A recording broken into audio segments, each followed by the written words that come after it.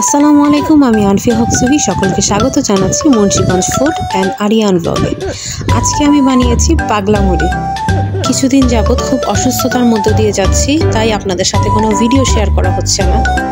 আমার ভয়েস শুনে এখন আপনারা বুঝতে পারতেছেন যে আমি পুরোপুরি সুস্থ হয়ে উঠি নাই। সো আমার জন্য সবাই দোয়া করবেন। আপনারা যারা আমার ভিডিও দেখেন আপনারা জানেন আমি ঝাল খেতে কতটা পছন্দ করি। আমি যেহেতু চটপটা টাইপের খাবার পছন্দ করি, সেহেতু আমি আজকে বানাবো পাগলা মুড়ি। তো পাগলা মুড়ি বানাতে কি কি লাগবে চলুন দেখে আসি। এখানে আমি নিয়েছি আলুর চপ, সিঙ্গারা, পেঁয়াজু, বেগুনি, মুরগির চাপ, ডিম সিদ্ধ আর জিলাপি। আরও নিয়েছি শসা, টমেটো, পেঁয়াজ, ধনিয়া পাতা, ঘুগনি আর ঝালমুড়ি মশলা। এবার আমি সব উপকরণগুলি একত্র করে মেখে নিব। এখানে আমি মুড়ি মাখার জন্য সব কিছু যখন একত্রে মাখতেছি, আমার মা আর আমার ভাইয়ের বউ বলতেছে আমি নাকি মুড়ি মাখলে কেউ খাইতেই পারবো না, সব কিছু নাকি ডাল খিচুড়ির মতো মাখিয়ে ফেলছি।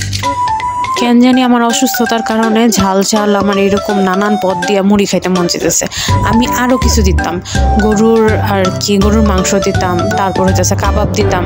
এগুলি আর কি দেওয়া হয় না আমার মার জন্য। আমার মা বলতেছে আমি নাকি মুড়ি নষ্ট করে ফেলতেছি। আর এদিকে আমার ভাইয়ের বউ আর মামা বলতেছে আজকা মুড়ির উপরে খেপা গেছে, আজকা মুড়ি শেষ।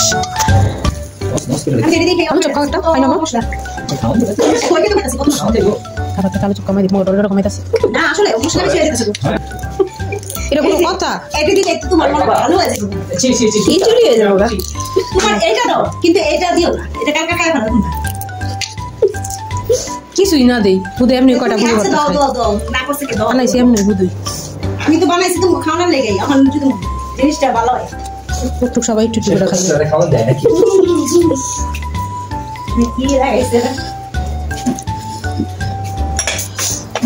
ডিম, মুরগির মাংস সব। না চান্সে না করে কেপা গেছে।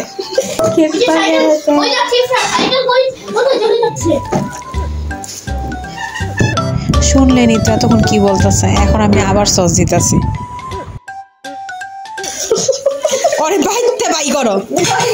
আমি জানি না সঠিক মুড়ি ভর্তার সাথে জিলাপি মাখায় কে কে খায়, কিন্তু আমার মুড়ি ভর্তার সাথে জিলাপি মাখায় খাইতে অনেক ভালো লাগে।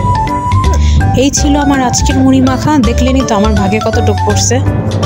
মুড়ি ভর্তা নাকি ভালো হইব না, ডাল খিচুড়ি হয়ে গেছে, আবার নাই শেষ হয়ে গেছে। আমার ভাগেই পাইলাম না ভালো মতো।